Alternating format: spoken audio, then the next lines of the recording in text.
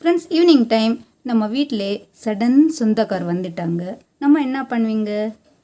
இந்த ஈஸியான ரெசிபி கண்டிப்பாக ஃபுல்லாக வாட்ச் பண்ணுங்கள். ரொம்ப யூஸ்ஃபுல்லாக இருக்கும். இந்த வடை செய்கிறதுக்கு உளுத்தம் பருப்பு, கடலை பருப்பு எதுவுமே தேவையில்லைங்க. ஒரே ஒரு கப் ரவை வச்சு இந்த கிரன்ச்சியாக வடை ரொம்ப ஈஸியான மெத்தட்லே நான் இந்த வீடியோவில் ஷேர் பண்ணுறேன். சாப்பிட்றதுக்கு ரொம்ப டேஸ்டியாக இருக்கும், கிரன்ச்சியாக இருக்கும். எப்படி செய்கிறது பார்க்கலாமா? பாருங்கள், எப்படி சூப்பராக இருக்குது இல்லை?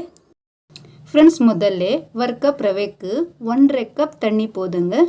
1.5 கப் கரெக்டாக வந்துடும். பாருங்கள், இன்னும் பாதி கப். கூடவே தேவையான அளவு உப்பு, ஒரே ஒரு ஸ்பூன் எண்ணெய் போதுங்க. இது குக் பண்ணலாம். பாயில் வரட்டும். பாருங்கள், பாயில் வந்து இருக்குது. கொஞ்சம் கலந்து விட்டு ரவை போடுங்க. ஒரே ஒரு கப் கரெக்டாக வந்துடும். அடுப்பு மீடியம் வச்சு நல்லா மிக்ஸ் பண்ணிக்கோங்க. கொஞ்சம் நேரத்தில் தண்ணி அப்சர்வ் ஆயிரும். பாருங்கள், தண்ணி ஒரு கப் ரவைக்கு கரெக்டாக இருக்குது. நல்லா மிக்ஸ் பண்ணிவிட்டு லிட் க்ளோஸ் பண்ணிடலாம். லம்ஸ் இல்லாது நல்லா மிக்ஸ் பண்ணிக்கோங்க. பாருங்கள், கொஞ்சம் நேரத்தில் தண்ணி அப்சர்வ் ஆயிரும். நம்ம உப்புமா செய்கிறாங்களே அதே மாதிரி கன்சிஸ்டன்சி வந்துடும். பாருங்கள், சும்மா ஃபியூ செகண்ட் சிம்மாக வச்சுட்டு குக் பண்ணுங்கள். ஆஃப்டர் ஃபியூ செகண்ட் மீட் பண்ணலாம். பாருங்கள், அடுப்பு ஆஃப் பண்ணிவிட்டு வேறு பவுலில் மாற்றிக்கோங்க. நம்ம வடைக்கு கன்சிஸ்டன்சி கரெக்டாக இருக்குது. இதில் கொஞ்சம் மசாலா சேர்த்துட்டு வடை செய்யலாம். வாங்க, முதல்ல ஒரே ஒரு ஸ்பூன் சீரகம், 3/4 table spoon crush pepper powder, ஒரு கை கருவேப்பிலை கட் பண்ணி சேர்த்துக்கோங்க. கூடவே ஃப்ரெஷ் மல்லி. வடையில் வாசனை சூப்பராக இருக்கும். 2 பச்சை மிளகாய் தோல் எடுத்து பீசஸ் பண்ணி சேர்த்துக்கோங்க.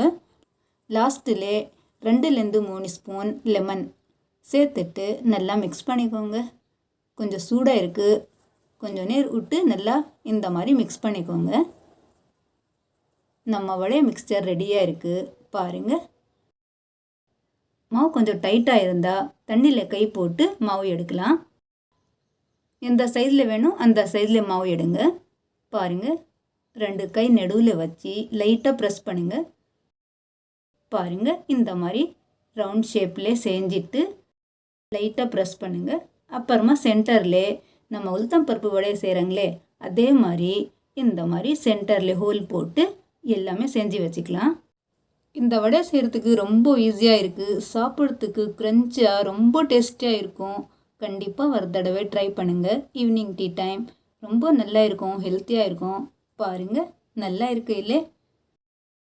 ஒரு கப் ரவைக்கு 10 வடை ஈஸியாக வந்துடும். ஆயில் ரெடியாக வச்சிடுங்க. அடுப்பு மீடியம் டு ஹை வச்சு ஃப்ரை பண்ணுங்கள். ஃப்ரெண்ட்ஸ், நீங்கள் ரவை வச்சு எப்படி வடை செய்கிறது எதுவுமே கவலைப்படாதீங்க. ரொம்ப டேஸ்டியாக நல்லா வரும், க்ரன்ச்சியாக இருக்கும் சாப்பிட்றதுக்கு. கூடவே நீங்கள் சட்னி, டொமேட்டோ கெச்சப் சேர்த்து சாப்பிட்டு பாருங்கள், எப்படி டேஸ்டியாக இருக்கும் தெரியுமா? பாருங்கள், கொஞ்ச நேரம் விட்டு ஃப்ளிப் பண்ணுங்கள். அவ்வளோதான் ஃப்ரெண்ட்ஸ். கொஞ்சம் நேரத்தில் லைட் கோல்டன் கலர் வந்தால் ஆயிலேருந்து வெளியே எடுத்துக்கலாம். பாருங்கள், கொஞ்சம் கலர் சேஞ்ச் ஆகிட்டே இருக்கு இல்லை?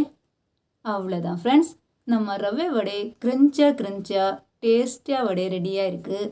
இது எடுத்துகிட்டு மீதி எவ்வளோ இருக்குது இதே மாதிரி ஃப்ரை பண்ணி எடுத்துருங்க.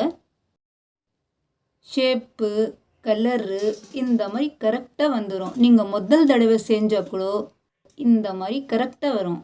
பாருங்கள், சட்னி கூட நான் சர்வ் பண்ணுறேன். நம்ம வீடியோ பிடிச்சனா ப்ளீஸ் லைக் பண்ணுங்கள், ஷேர் பண்ணுங்கள். இதே மாதிரி கண்டிப்பாக ட்ரை பண்ணிவிட்டு கமெண்ட் பண்ணுங்கள். ஃப்ரெண்ட்ஸ், இந்த ஈஸியான ரெசிபிக்காக நம்ம தமிழ் சமையலுக்கு மறக்காமல் சப்ஸ்கிரைப் பண்ணிவிட்டு பெல் ப்ரெஸ் பண்ணுங்கள். நான் இன்னொரு முறை நியூ ரெசிபியோட வரேன். தேங்க்யூ.